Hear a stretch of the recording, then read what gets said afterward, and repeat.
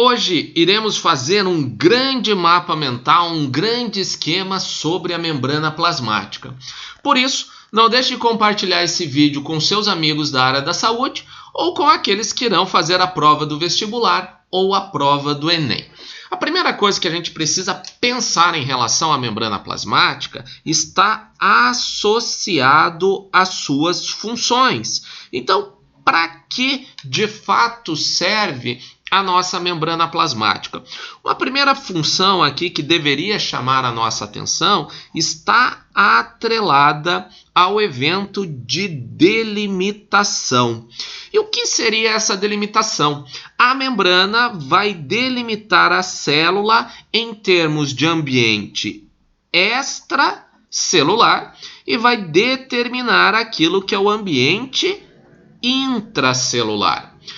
Uma segunda função bastante importante associada à membrana plasmática é o formato da célula, a forma com que a célula ela vai se apresentar. Além da membrana plasmática ter uma função de ser uma estrutura semipermeável. E ainda não menos importante, a membrana plasmática é uma estrutura essencial à vida da célula. Não tem como termos uma célula viva sem uma membrana plasmática íntegra. Sendo assim, se nesse momento nós sabemos as funções da membrana plasmática, é extremamente importante nós entendermos qual é a sua constituição. E para ficar fácil para você estudar e lembrar de tudo isso, nós vamos dividir aqui em 3 situações bem distintas. A membrana plasmática é constituída por proteínas, ela é constituída por carboidratos e também ela é constituída por lipídios. E a nossa discussão inicialmente estará atrelada aos lipídios. Quando falamos de lipídios da membrana, inevitavelmente tem que vir na nossa cabeça sobre os fosfolipídios de membrana. E esses fosfolipídios, eles vão apresentar aqui uma característica muito particular, que é a presença de uma cabeça hidrofílica, ou seja, a cabeça do fosfolipídio tem afinidade pelas moléculas de água, enquanto ele apresenta 2 caudas de hidrocarbonetos que são hidrofóbicas, ou seja, tem aversão pela molécula de água, não gostam de água. Por este fato aqui, perceba que o fosfolipídio, que é uma molécula, ele apresenta 2 características distintas na mesma molécula, que são o seguinte: cabeças hidrofílicas, caudas hidrofóbicas.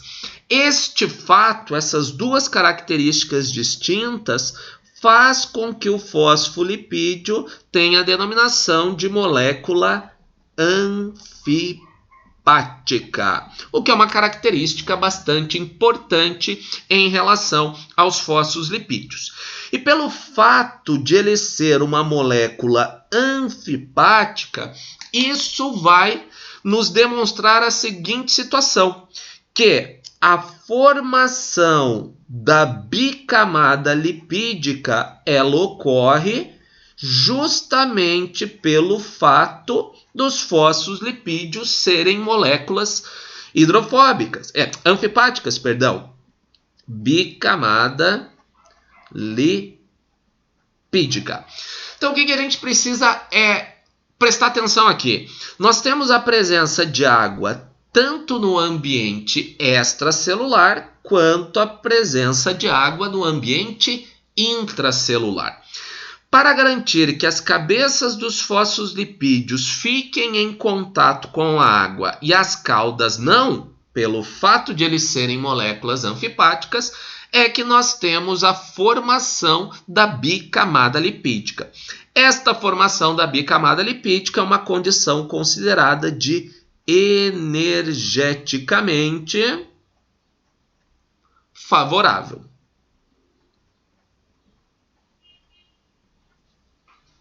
Muito bem, então aqui são as primeiras informações que a gente precisa ficar bastante atentos.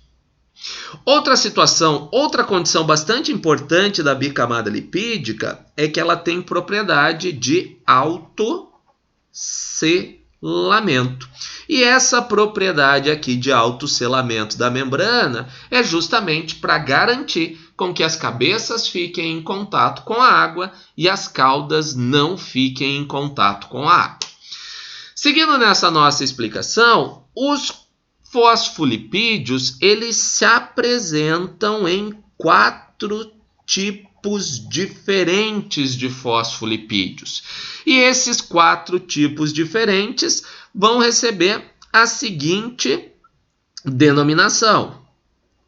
Eles serão chamados de fosfatidil, ou nós teremos a fosfatidilcolina, ou a fosfatidilserina, fosfatidiletanolamina, e ainda nós temos a presença aqui da esfingomielina. Estes são os 4 tipos diferentes de fosfolipídios. Um outro ponto bem importante em relação a esses fosfolipídios é que eles vão apresentar as suas caudas de hidrocarbonetos, uma delas podendo ser saturada, aonde ela vai apresentar somente ligações do tipo simples, ou essa cauda pode ser uma cauda insaturada, aonde ela apresenta ligações duplas ou dupla ligação. O fato da cauda ser insaturada, apresentar uma ligação, uma dupla ligação, isso vai fazer com que a cauda apresente uma flexão, e essa flexão na cauda de hidrocarboneto vai melhorar a fluidez de membrana. Nós não podemos esquecer que a fluidez de membrana é fundamental para as funções celulares. Muito bem, além das caudas de hidrocarbonetos, nós temos outros fatores que podem afetar a fluidez, como, por exemplo, temperatura, colesterol e o tamanho das caudas de hidrocarbonetos. Então, aqui a gente tem um panorama geral das funções aí dos lipídios na membrana. Muito bem, vamos seguir aqui, vamos falar um pouquinho a respeito das proteínas de membrana. As proteínas de membrana, nós vamos ter aqui uma situação bem importante, que elas basicamente vão apresentar 2 funções distintas. Uma função de receptor, e isso em geral está associado às proteínas periféricas, e uma outra função de transporte através da membrana. O transporte através da membrana, em geral, associado às proteínas transmembrana. Quando a gente fala de transporte através da membrana, 2 tipos devem chamar bastante a nossa atenção. Um primeiro tipo é o transporte passivo, que é caracterizado por ocorrer sem gasto de energia. E o outro tipo de transporte é o transporte ativo, que é caracterizado por ocorrer com gasto de energia.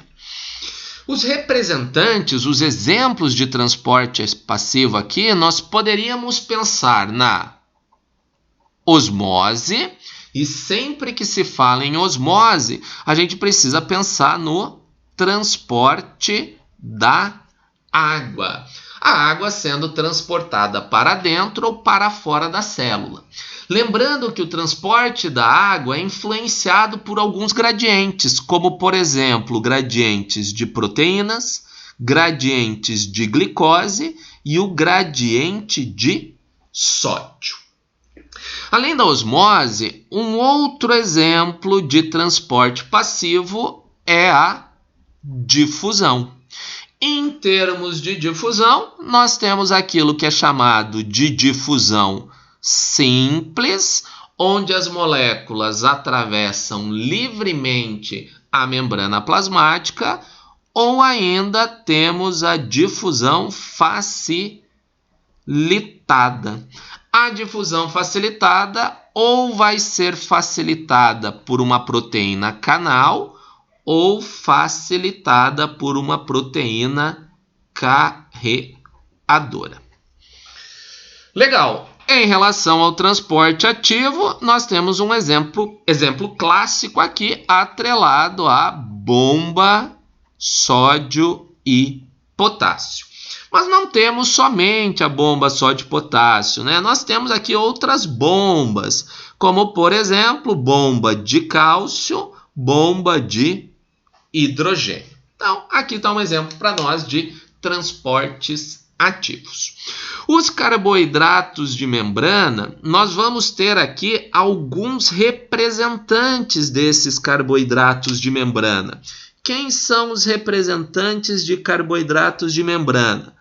São eles: glicolipídios, as glicoproteínas e os proteoglicanos. Que situações que nós temos aqui bem importantes. Todos esses carboidratos de membrana, eles são exclusivos da monocamada externa. Ou seja, eles ficam localizados do lado de fora da célula. E isso é um dos motivos que garante o que é denominado de assimetria da membrana. Um outro fator que garante também essa assimetria da membrana é a distribuição, que não é igual, dos 4 tipos diferentes de fosfolipídio na monocamada externa e na monocamada interna. Então, isso é um detalhe bastante importante. Outro detalhezinho, para que serve? Quais são as funções desses carboidratos de membrana? Algumas delas estão atreladas. Primeira, proteção. E essa proteção é relacionada a uma estrutura chamada de glicocálice. Além de proteção, os carboidratos de membrana apresentam funções de comunicação e sinalização celular. Legal, pessoal, e esse aí foi o nosso grande esqueminha ou grande mapa mental a respeito da membrana plasmática. Espero que você tenha gostado. Se gostou, curte, compartilha, manda para os teus amigos. Valeu, obrigado, até a próxima.